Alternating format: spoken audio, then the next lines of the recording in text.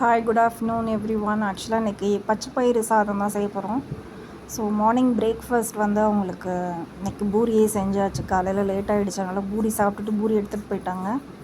So அதனால் இன்றைக்கி பச்சைப்பயிறு சாதம் இது ரொம்ப நாள் செய்யணும்னு ஆசை. ஸோ இன்றைக்கி செய்யலான்னு சொல்லிட்டு செஞ்சாச்சு. ஆஸ் யூஷுவல் வெங்காயம், தக்காளி, பச்சை மிளகா, கடுகு, உளுந்தம்பருப்பு, சீரகம் இதெல்லாம் தாளிக்க வேணும். பச்சைப்பயிறு 1/2 கிளாஸ்னால் அரிசி 1 கிளாஸ். இது வந்து காலையில் அவங்களுக்கு இந்த சத்து மாவு உருண்டை செஞ்சு கொடுத்தேன். எள்ளு, நிலக்கடலை, அப்புறம் பாதாம், முந்திரி, பிஸ்தா, வெல்லம் போட்டு அரைச்சி அது உருண்டை போட்டு ஸ்நாக்ஸுக்கு கொடுத்துட்டு பூரி சாப்பிட்டுட்டு எடுத்துகிட்டு போயிட்டாங்க. ஸோ இந்த பச்சைப்பயிறு சாதம் வந்து ரொம்ப டேஸ்ட்டாக இருந்தது, ரொம்ப ஹெல்த்தியும். இந்த பயிர் வந்து சாப்பிட மாட்டாங்க நிறையா பேர். ஸோ இது சாதமாக செஞ்சு சாப்பிட்டா ரொம்ப டேஸ்ட்டாக இருந்தது. ஸோ ஆஸ் யூஷுவல் கடுகு உளுந்தம்பருப்பு போட்டு எண்ணெய் ஊற்றி கடுகு உளுந்தம்பருப்பு போட்டு தாளிச்சிட்டு அதிலே கொஞ்சம் வாசனைக்காக சீரகம் போட்டுக்கலாம். சீரகம் போட்டுட்டு கருவேப்பிலை, அப்புறம் வெங்காயம். பெரிய வெங்காயம் வேணாலும் யூஸ் பண்ணிக்கலாம், சின்ன வெங்காயம் வேணாலும் யூஸ் பண்ணிக்கலாம். இது பொரிஞ்சோடனே அந்த சீரகம் கொஞ்சம் போட்டுட்டு வெங்காயம் போட்டு வெங்காயம் நல்லா ஃப்ரை ஆகணும். பச்சை மிளகா, கடுகு, அந்த சீரகம் எல்லாம் பொரிஞ்சோடனே வெங்காயம், நான் பெரிய வெங்காயம் தான் போட்டேன். ஸோ பச்சைப்பயிறு வந்து பார்த்திங்கன்னா 1 கிளாஸ் வந்து ரைஸ் எடுக்கிறீங்கன்னா இல்லை 1/2 கிளாஸ் பச்சைப்பயிறு போட்டு ஒரு 1 hour 2 hour வந்து நல்லா ஊற வைக்கணும். அப்போ தான் பயிர் வேகும், இல்லாட்டி வேகாது. ஸோ இது நல்லா வதக்கிட்டு இது கொஞ்சம் ப்ரௌனி கலர் ஆனவுடனே பூண்டு கொஞ்சம் நசுக்கி வச்சு போட்டுக்கலாம், தட்டி வச்சு போட்டுக்கலாம். சும்மா 2 பூண்டு போட்டால் போதும். இந்த 1 கிளாஸ் ரைஸுக்கே 2 பேர் சாப்பிட்ற அளவுக்கு சாதம் வந்துச்சு. ஸோ சப்போஸ் 4 பேர் இருந்திங்கன்னா 2 கிளாஸ் ரைஸு 1 கிளாஸ் பச்சைப்பயிறு வச்சுக்கிட்டால் போதும். நெய்லாம் போடுறதுனால அப்படியே டிட்டோ சாம்பார் சாதம் மாதிரி இருந்தது.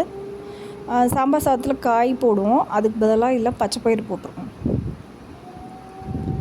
ஸோ ஆனியன் நல்லா வதங்கினோடனே தக்காளி ஆட் பண்ணிக்கலாம்.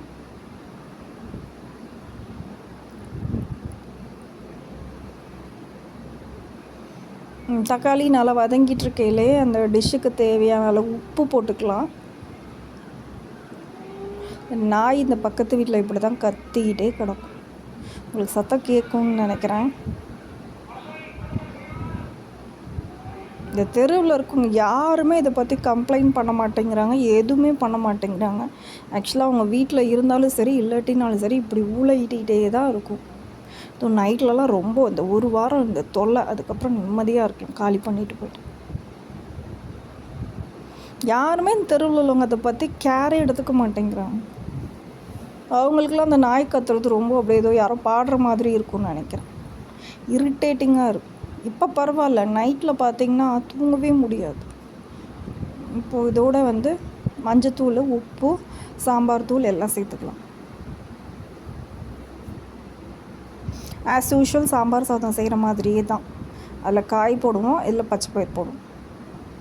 இதுவும் நல்லா ஃப்ரை ஆகிட்டு கொஞ்சமாக தண்ணி சேர்த்துட்டா அந்த மசாலா வாசனை, மஞ்சத்தூள் சாம்பார் தூளோட வாசனை போகணும். வாசனை போனோடனே இந்த தண்ணி, இப்போ 1 கிளாஸ் ரைஸுக்குன்னா 2 டம்ளர் ரைஸுக்கு தண்ணி, ப்ளஸ் வந்து பாசிப்பருப்புக்கு 1 டம்ளர் தண்ணி, ஒரு 3 கிளாஸ் தண்ணி, ஒரு 1/2 கிளாஸ் எக்ஸ்ட்ரா வேணால் ஊற்றிக்கலாம். உங்களுக்கு குழஞ்சி நல்லா சாம்பார் சாதம் மாதிரி வரணும்னா ஊற்றிக்கலாம். ஸோ அதில் வந்து கொஞ்சமாக நெய், இப்போ குக்கர் மூடுறதுக்கு முன்னாடி கொஞ்சமாக நெய் போட்டுக்கலாம். நெய்யும் பெருங்காயமும் ஆட் பண்ணிக்கலாம். நெய் வந்து 1 ஸ்பூன் விட்டால் போதும். நெய் 1 ஸ்பூன் ப்ளஸ் வந்து கொஞ்சமாக பெருங்காயம், கொத்தமல்லி தழை தூவிட்டு குக்கர் மூடி நீங்கள் ஒரு 3 விசில் இல்லை 4 விசில் விடலாம். குழஞ்சி நல்லா இருந்தது சாதம்.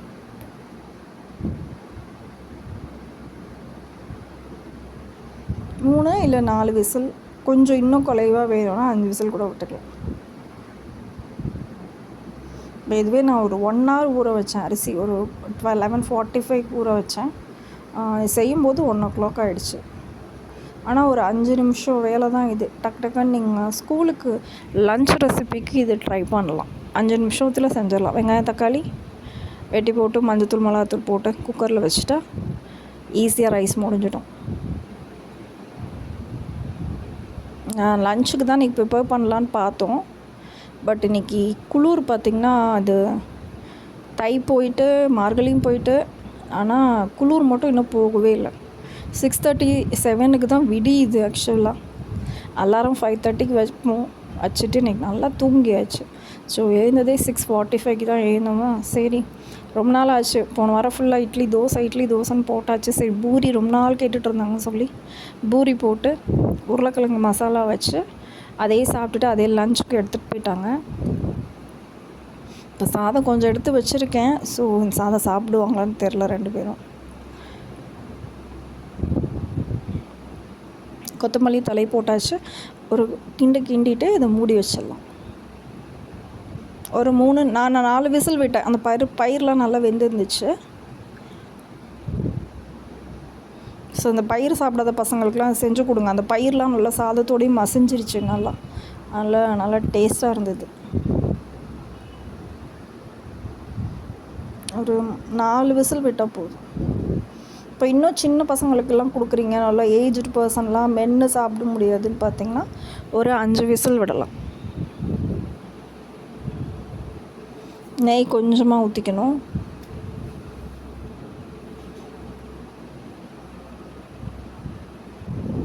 ஊற்றிட்டு மூடி வச்சிடலாம். குக்கர் மூடி வச்சிடலாம்.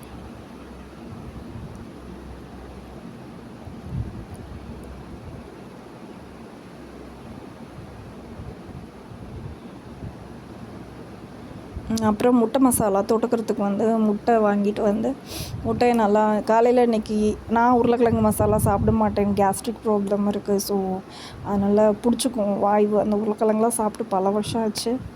ஸோ அதனால் எனக்கு இந்த வெங்காயம் தக்காளி போட்டு தொக்கு மாதிரி வச்சுருந்தேன்னா, ஸோ அது கொஞ்சம் தொக்கு இருந்தது. ஸோ முட்டையை வேக வச்சு அந்த தொக்கில் போட்டு அதை ஃப்ரை பண்ணி முட்டை மசாலா மாதிரி ரெடி பண்ணியாச்சு. ஸோ இந்த சாதத்துக்கு அது கொஞ்சம் நல்லா இருந்தது. இப்போது 4 விசில் விட்டாச்சு, எடுத்தாச்சு. இப்போ சாதம் இப்படி தான் இருந்தது.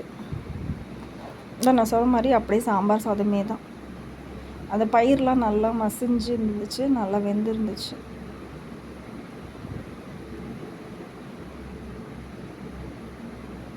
ஒரு டம்ளர் ரைஸுக்கு பாருங்கள் இவ்வளோ ரைஸ் வருது.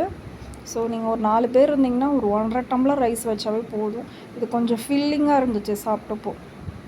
கொஞ்சம் சாப்பிட்டாலே வயிறு திம்முன்னு இருந்த மாதிரி இருந்தது. முட்டை மசாலா அவங்க அப்பா நல்லாயிருக்குன்னு சொன்னாங்க. ஸோ வீடியோ பார்க்குறவங்க ஃபுல்லாக வீடியோ பாருங்கள், ஷேர் பண்ணுங்கள், லைக் பண்ணுங்கள். நீங்களும் ட்ரை பண்ணி பார்த்துட்டு ஒரு கமெண்ட் பண்ணுங்கள். இன்றைக்கி ஆஃபீஸ் உண்டு. இன்றைக்கி யூனிஃபார்ம் சாட்டர்டேனால சாருக்கு நல்லாயிருக்குன்னு சொன்னார். ஸோ தேங்க்ஸ் ஃபார் வாட்சிங் வீடியோ. பாய்.